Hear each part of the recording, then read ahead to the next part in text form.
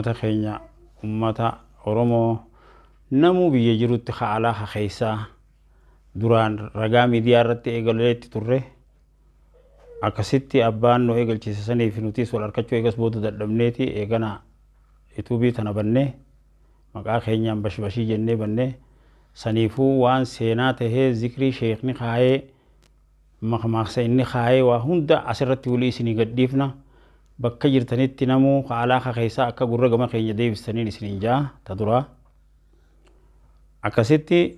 saniifuu fuuldura isaa akkaan bal'isnee waan isin himnuuf amma maqmaaqsa tokkoon isin hima dargii keessa sheekonni dur Oromoon horarratti deeydu magaalaa jettee magaalarraa karaa baadiyyaa kutte akkasitti amma dargii keessa gaa akkasitti amma booda jaan horarratti beeytu magaalatti bashbashiinni foolatti dhaltu ilmooni jaalatti irraan dheeysin halaalatti sii hime misaalatti dheeysitu miilarratti loltu dikee irratti gufta dhoytuun ifuma keessaa murtee mana jaarratti sii himee nagayatti gama magaalaa duranga haala sanii baadiyyaa jirraa walii beeynu magaalatti jechuu saniifuu gurra gama keenya liqeessanii namni hundi akka walii dabarsitanii isin gaafadhaa yuutuba keenyaas sabskiraas akka gootanii namu walii dabarsitanii isin jaa ammaas tahee maqmaaqsa tokko Oromoon dur maal jechuu turan seete kijiba himee arbata hurra dhugaa himee raaratti tahurra jiraa jaan jechuu malee maqmaaqsa duraan hin dhageenye sheekonni kasin nu himanii kijiba himee arbata hurra dhugaa himee raaratti tahurra jiraa jechuun waa afuriitu addunyaa tana makhluuqa waan ta'e hafarfataa baasee jaan wanni afran aduu qilleensa jawwe bishaan jara hanga kanaatu waa dimokiraasii waan taateef namuutu gurra walii liqeessinee akka wal dhageenyutti yaada keenya himannaa guyyaa akkanaa akka waliin nu qabamtan jaanii labsan jechuu wanni makhluuqa taate kasitti hafarfataa jechuun akka aadaa durii ammoo walgayii jechuu waan makhluuqa tahee walgayii baasan maaliif waliin nu qabdanii jaaniini wanni walitti isin qabneef anis aduun duranaatu yaada kiyya himataa itti haaya odeessi jaaniin aduun kophaa deemaa ooluun dadhabee anis akka keessanitti fuudhee jaartii sanii booda ilmoo dhaluun barbaadaa akka fiqaadanaa gootanii jettee yaada sii dheeyfatte ati hoo qilleensa anis lafarra deemaa ooluun dadhabee qatta heetiin tartakka hafuura furadhaa akka gurra naa liqeessitanii akka dimokiraasii waan taateef anis akka naa murtooytu hafuuraan fudhachuu fedhaa qatta hee ammaas bishaanis hallayyaa fi dhooqa keessaan deemaa ooluu dadhabee ol baheeti wal qixxaadhee akkasii zigjee gaaraa fi waa hundeef jala godhee taa'uu waan hin barbaaduuf akka fiqaadanaa gootanii jeen jawweenis garaaniin lafarra shorroqaa ooluu dadhabee tartakkaanis miilaan arkachuu barbaada akka fiqaada gootanii jetteeti jarri afranuu yaada dhiyeesse jechuudha akkasitti gaa warri ka arbaa gurguddaan makhluuqa keessaa warri kanaa kun mataa wal jala kaayanii dimokiraasii waan taateef aboo hilaa jennuunoo jedhanii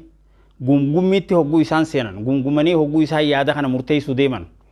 raareen xiqqoon tun quba baaste jaan meeboo waan xiqqoo takkaatu quba baase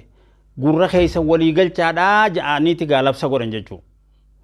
akkasitti namuu sadjee dhaggeeffate haaya odeessii jedhaniin dhagayaa jetteen ije aduun yoo kaanee ammaan tana fuusisne adu aruuza seentii ifa dhabne dukkana malee dukkanaa waliin nu dhaabbata eeqa ogguu fute aruuza seentii aduu dhabne dukkanaa waliin nu dhaabbata aruuza baati ilmoo dhalan sadinu tahan katakkittiin tun ukkatti owwitu addunyaa harqii gootee mataasiitii hafuu deemti hin taatu kanumatti hashorroytu malee jetteeti raarattiin murtii kennite jechuudha dhuga warra hogguu dhugaa dubbatan warri dhugaa arkuu namaarra qabu hin jiru dhuga ja'aniiti akkasitti ballaansii yeefaa laakkama faa warra halkan bararu shimirroo halkan yaatu tana ta guyyaa gadi hin baane tanaatu dhuga ja'anii irra qabaniif ije tole jetteeni je aduun sii fi warri dhugaa sii irra qabees na keessa gannuma baatan yoon zarii isin dhabamsiisee ilmaan isin jala fixee zarii teessan isin dhabamsiisne nagartanii jetteeni je rabbi qabnaa rabbiin eegana qabattan siif warra dhugaa sirra qabees aduudhaan waliin harkinaadhaa guyyaa aduu isinii godhee gartee halkan guyyaa halkan aduu isinii halkan ifa isinii godheeti isin aduma keessaa gadi hin bayinaadhaa amma maghriibaa booda namu halkanitu guyyaadhaaf siif warri dhugaa sirra qabees halkan guyyaa isinii godhee jeeni rabbiin eegana qabattan qilleensa taate qilleensinis ka akkatti lafarra deemuunsaa qattaheetiin tartaka dhaabbadha juu yogguu inni qattahee dhaabbate waan mataa isaan ta'in addunyaa harqii godhee ifi hafuu deema hin ta'u akkuma amma jiru kanatti haa deemu malee jettee raarattiin murtii darbite jechuudha dhugaa jaaniiti haa akkasii warri dhugaa harku kun irra qabaniif jechuudha urunguufa jimirruma halkan yaatutan hunda beeka dhugaa siifi warri dhugaa sirra qabees qilleensi ammaan tana yoon zarii isin dhabamsiisee mukaan isin ciree ilmaan isin jalatti hin finne nagartanii jeeni jee rabbi qabnaa rabbiin eegana qabattan siifi warri dhugaa sirra qabees gooblaa isin kennee qilleensarraa guyyaa san gooblaa harkatan sanii duran qabanii raarattiin fan amma gooblaan isiidhaa warri ma paaraashuutii xayyaararraa warri buukuun isirraa tolchan jechuudha akkasitti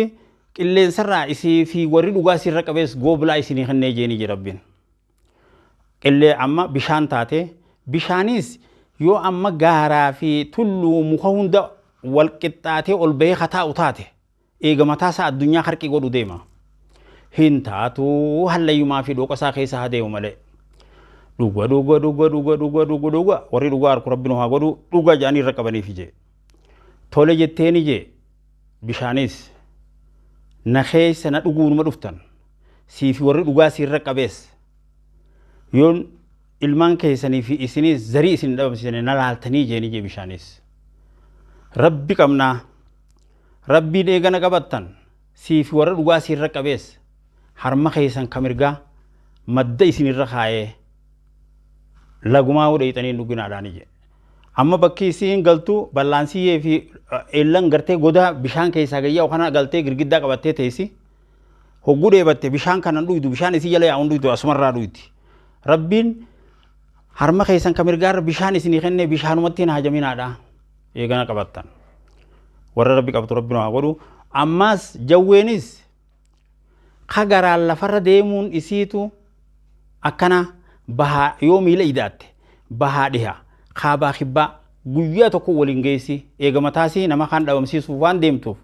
akkanumatti haashorroytu malee hin taatu jettee irratti murtii dabarsite jechuudha dhuga warri dhuga harku rabbiin haa godhu dhugaarra qabanii fi akkasitti rabbiin eegana qabattan jawween eega akkatti irra qabdanii fi isii toleen keessa gannuma baatan